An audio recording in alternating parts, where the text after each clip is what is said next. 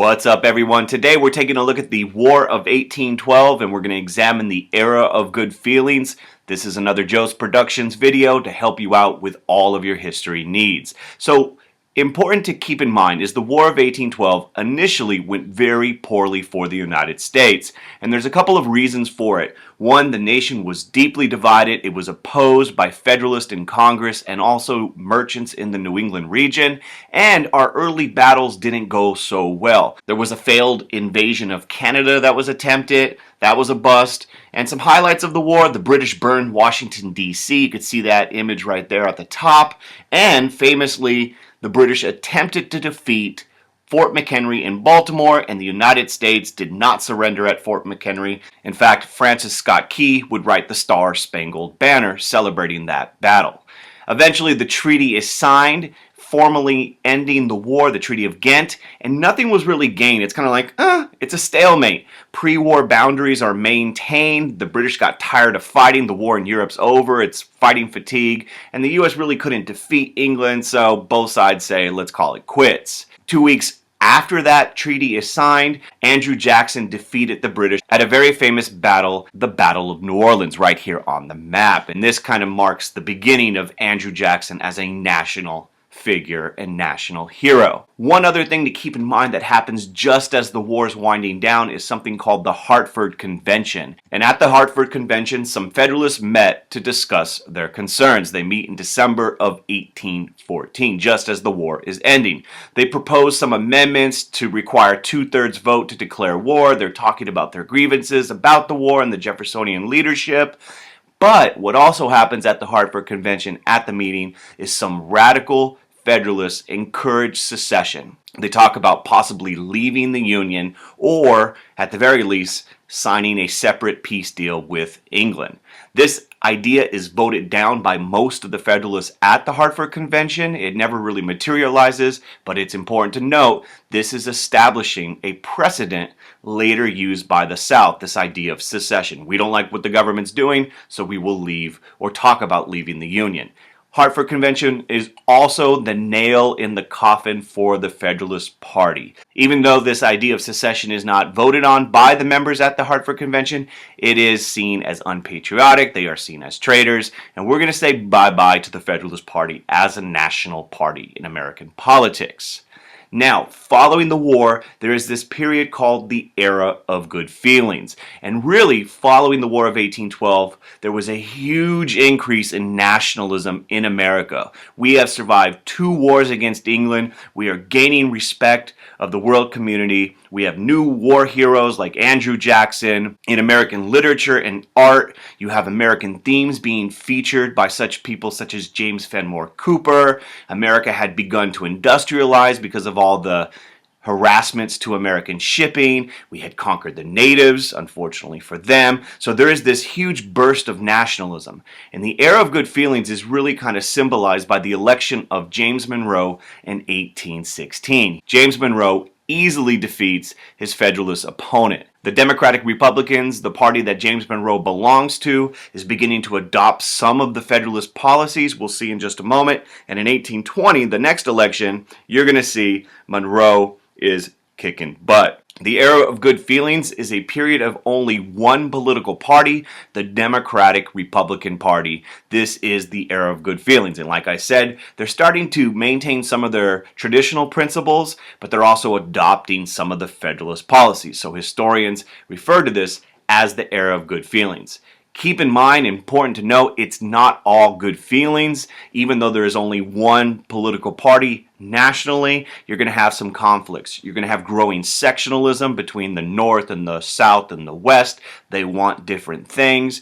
You're also going to have debates over the American system, which we're going to talk about in a moment. So there's going to be debates over whether or not we should have the tariff, the Bank of the United States, internal transportation improvements. All of these things are going to cause tension within the one political party. And a really big moment happens with slavery. We'll see how that rears its head again. And then you have the Panic of 1819, which really hurts this idea of the era of good feelings. The Panic of 1819 is caused by over-speculation of frontier lands.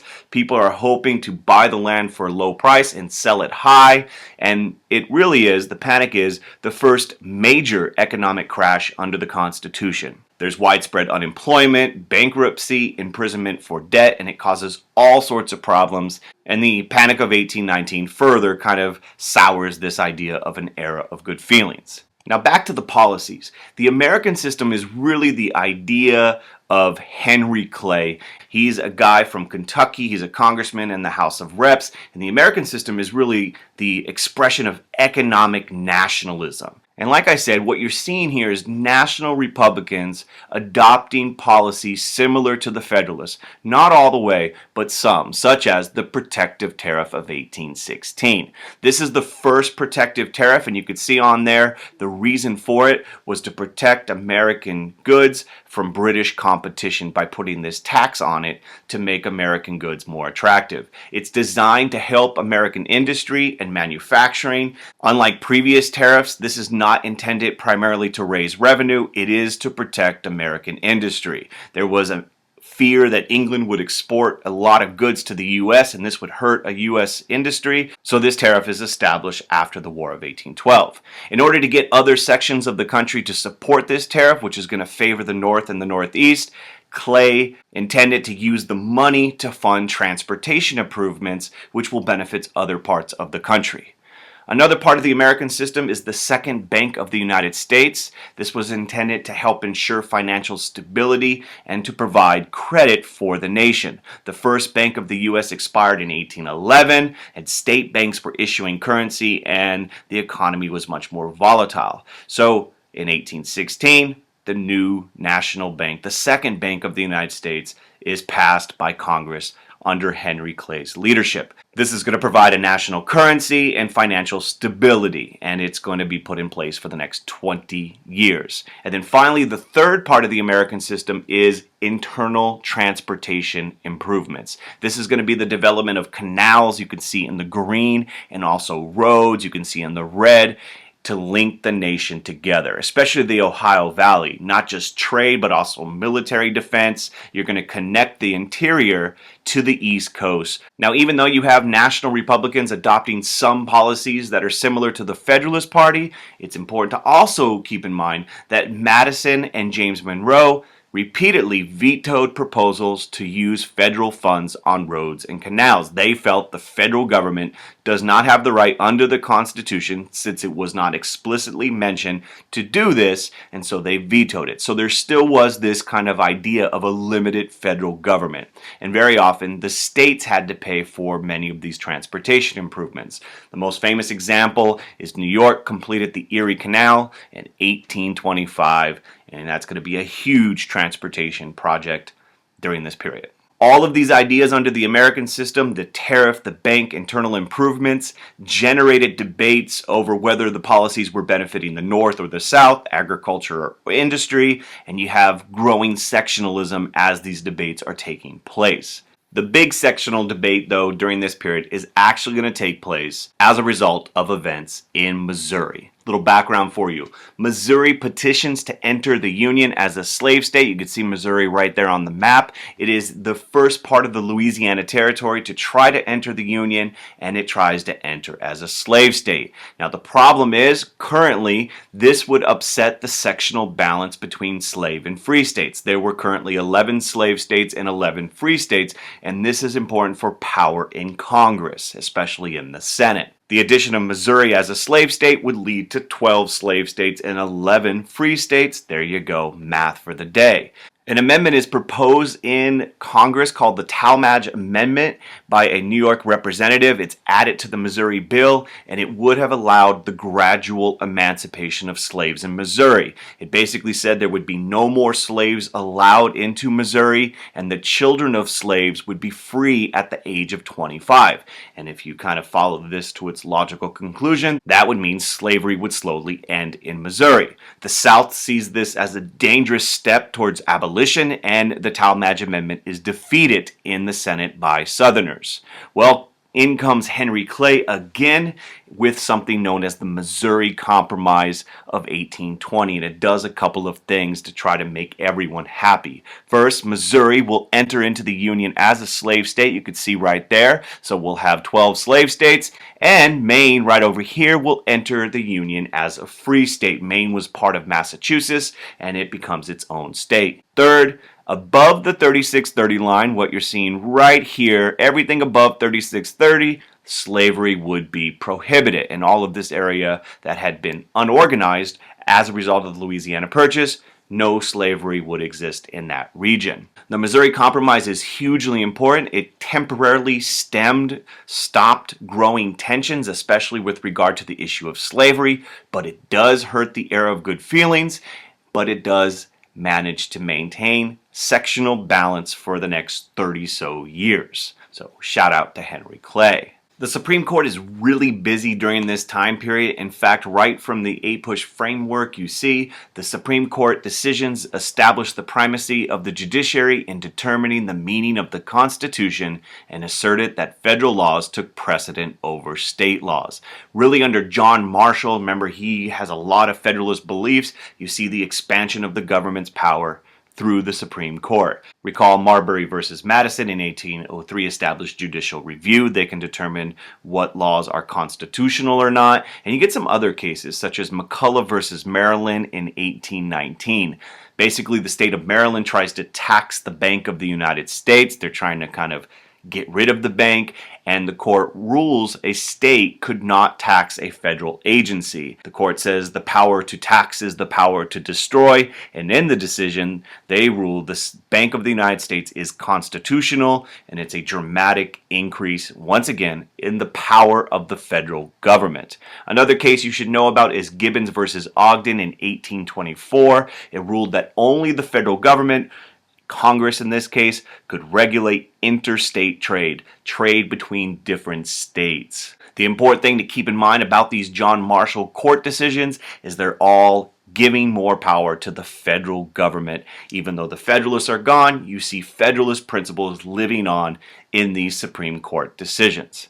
Finally, foreign policy developments. Remember, up until James Monroe, it's been U.S. getting picked on by whether it be England or France. Now the U.S. starts to have some stability in foreign affairs and diplomatic success.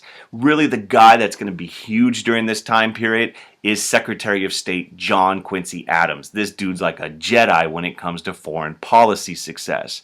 You have the Anglo-American Convention in 1818 between the U.S. and England, and it does a couple of things. One, the United States and England agreed to jointly occupy Oregon Territory for 10 years. This was really fertile soil, and the United States and England are going to share it for a period of 10 years. They also set the northern boundary of Louisiana Territory at 49th parallel. There was some dispute about how far the Louisiana Purchase went. They settled it at the 49th parallel. They also agree to share fishing rights off the coast of Newfoundland. And then finally, you get the Adams-Onis Treaty of 1819. The United States acquired Florida. And what you're looking at right there is a young Andrew Jackson. Spain had some problems controlling Florida. There was all sorts of revolutions popping up in Latin America, and they had to send troops to stop those revolutions.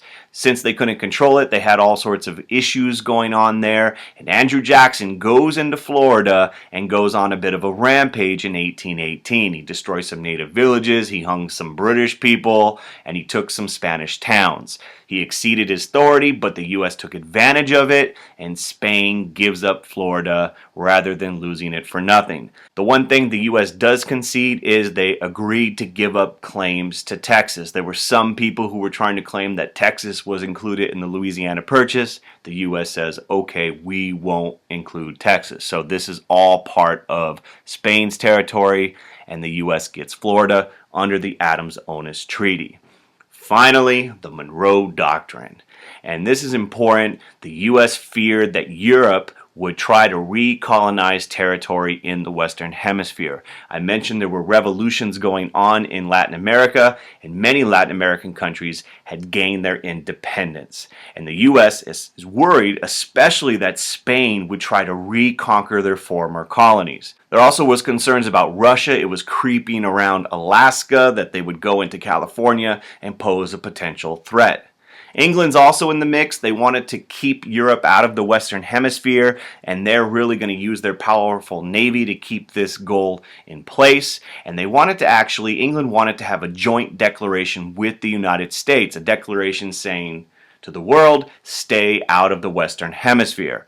And the reason why England is interested in this is, of course, free trade. Well, James Monroe decides to not include England on the joint declaration, and we get something called the Monroe Doctrine. Actually largely written by John Quincy Adams. It's written without England, and the U.S. warned Europe to stay out of the Western Hemisphere, stay the heck out, leave the new Latin American republics alone, no colonization, no intervention, stay out. The U.S. does agree to avoid European affairs in this, and this is really kind of seen as kind of nationalism manifesting itself in its foreign policy declaration.